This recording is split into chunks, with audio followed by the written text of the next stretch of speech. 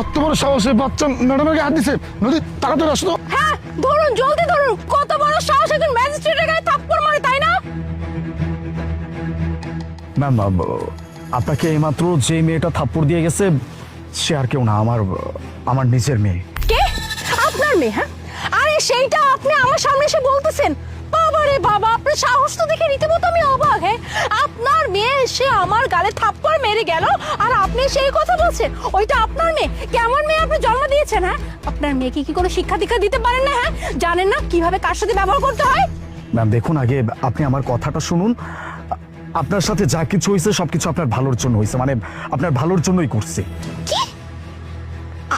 আমার ভালোর জন্য? হ্যাঁ, এই যে মিস্টার, আপনি হয়তোবা আমাকে চিনেন না। হ্যাঁ, আমি একজন ম্যাজিস্ট্রেট। হ্যাঁ, আর আপনি একজন ম্যাজিস্ট্রেটে কি ভালো করবে তাও কি না আপনার নিজের মেয়েকে দিয়ে থাপ্পড় দেয়? হ্যাঁ, ও আমাকে থাপ্পড় দিছে। আপনি জানেন আমি চাইলে এইটার বিরুদ্ধে কি স্টেপ নিতে পারি? হ্যাঁ, আপনার মেয়ে আর এই যে আপনাকে দুইজনকে না সুন্দর মতো করে কিন্তু লকআপে ভরে দিতে পারি। আপনার কোনো আইডিয়াও না একজন ম্যাজিস্ট্রেটের গায়ে হাত তোলার পরিণাম কতটা ভয়ঙ্কর হইতে পারে।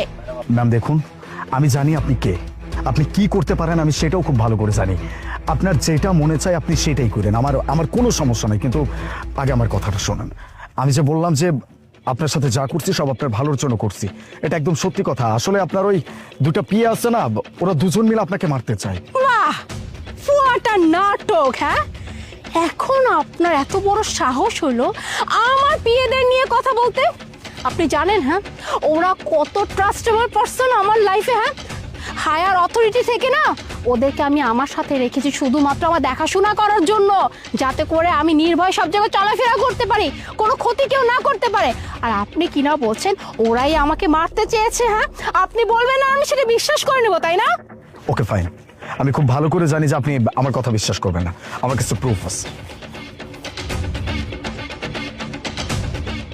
এই যে না।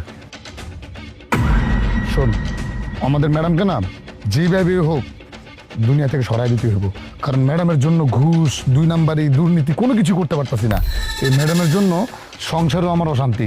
বউ একটা কিছু চাইলে সেটাও দিতে পারতাছি না কিনা। আমাকে লোকের সবাই ঘুষ টুস খায়া পুরা বিল্ডিং টিল্ডিং কিনা ফেলাইছে, আর আমরা কিছুই করতে পারতাছি না। আমার সব প্ল্যানিং করা শেষ। ম্যাডামরে খালি যে লোকেশন বলছি ওই লোকেশনে নিতে পারলেই হইব। ওই লোকেশন নেওয়ার পর বাকি কাজ সব আমার। ঠিক আছে, তুই চিন্তা করিস না, ওই লোকেশনে তো আমি নিয়ে যাবো না। ওনার জন্য না আমাদের জিনা হারাম হয়ে গেছে। চল। ও মাই গড, তার মানে সত্যি সত্যি ওরা আমাকে মারতে চেয়েছে?